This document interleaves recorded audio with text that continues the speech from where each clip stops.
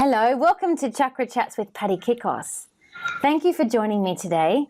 I'm very excited to introduce you to my beautiful friend, Marina Pasalaris. Hello, Marina. Oh, gorgeous, gorgeous Patty. How are you this morning? I'm so good. I'm so good. I'm pretty excited that people are going to meet you today. And for those that haven't met Marina, she's the founder and CEO of Beautiful Minds Australia. She's the author of Beautiful Minds, A Journey of Self-Discovery for Teenage Girls, and she's also a magazine contributor.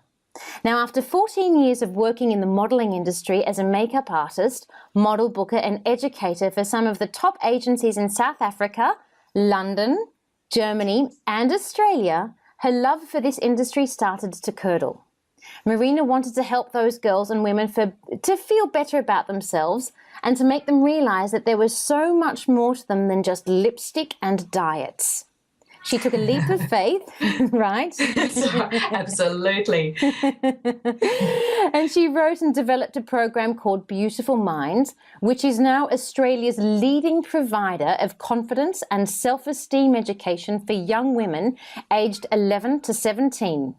In 2014, that was quite a big year for Marina because she was able to educate 33,000 people or teens in New South Wales alone. Woohoo! Woo! Oh, yeah.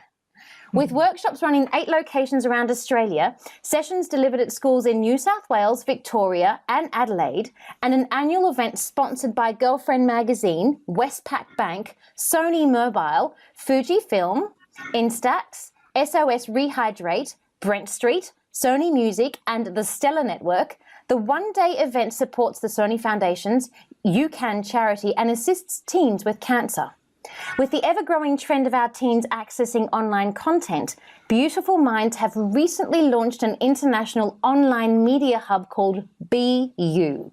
This is a space where girls can share, learn, and get up-to-date content that is both inspirational and educational. And the address for that is buonline.com.au. Don't you sound amazing? Whoa, well, you are amazing. Intro. I know. And I could have said more. I deliberately didn't, just in case you're wondering. That's fabulous. Thank you.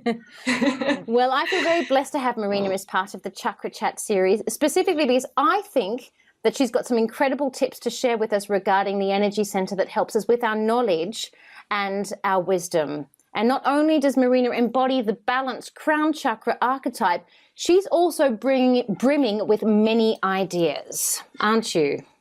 Oh, always. I think you've got to have ideas. You know, you've got to wake up with lots of thoughts going through your head because we've got such a short time on this earth, Yep. don't we? Yep. That we've got to get out there and make things happen. We do. And to be of contribute. service. Yes, Yeah, exactly. to contribute. Oh, Yeah. oh. Yeah.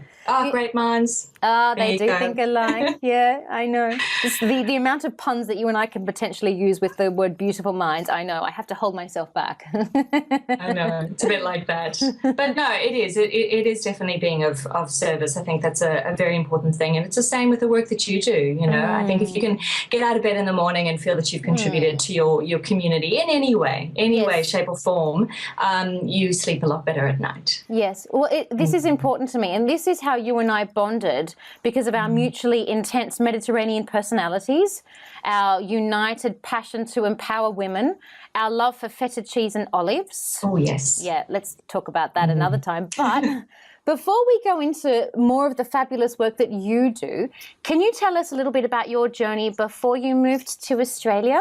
Sure. It's so weird. You know, I was talking to my parents the other day and I said, it feels like I've lived 2 totally different lives because I grew up in Africa in a beautiful part of South Africa called Zululand, which most people have never heard of. But it's really where Shaka Zulu was born, and it's lots of beautiful farms and properties and original Zulu huts. And, you know, it's just really kind of earthy, a real earthy kind of community.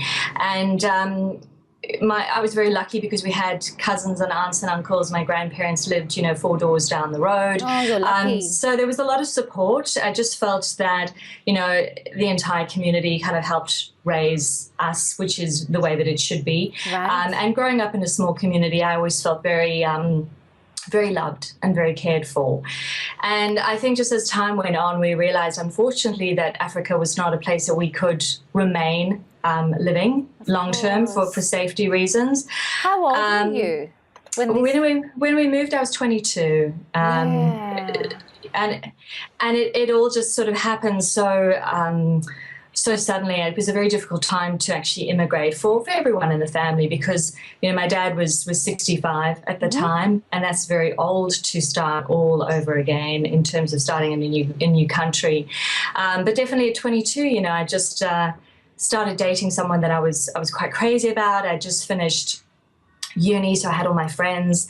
I really felt very established with where I was in my life. And then you were in a great place. You were coming from a position of power, weren't you? You'd finished your degree. Very much so, and very much ready to sort of get started. But look, it was unfortunate. Can I interrupt and ask, what was your degree in again? So I did a couple of things. My biggest passion in life was to be an actress. That's all I ever wanted to do. So I did drama at school, and I landed up getting a scholarship to one of the top performing colleges in South Africa. And I used to sing. So my background is dancing, singing, and acting. Wow, I didn't know you used to sing. Give me a stage, give me a microphone. I'm far more comfortable speaking in front of, 500 people than I am, obviously not with you, because we're friends and I adore you, but I connect when I'm in a group. And I sort of, this whole stage thing happens when I get up on stage, which is probably why I've landed up doing so much presenting now. Yeah, I was going to say, luckily you do what you do for a living. Yeah, and it's funny because I think the Beautiful Minds event, which we're rebranding to BU Day for next year, for 2016, brings out my performance background, because then it's showtime. We've got performers and celebrities and lights and dancers and fire breathers and people on stilts, and it's crazy. And that's where I've kind of just found my greatest passion is with that event, because it kind of goes back to what I started. But the acting was very tough and it made no money. So at night I studied fashion design, which I loved. And then I sort of just... And for those that don't know Marina, she does have an impeccable fashion. She is a fashionista. Yes. Thank you. Yeah, I loved it. It was just creative, and I've still got dresses in my wardrobe that I made at Fashion Design College. And then I just sort of fell into the makeup, and it's all very relative. It's all the same industry, really, at the end of the day. And I've always loved colourful people, and I think it just comes back to that background.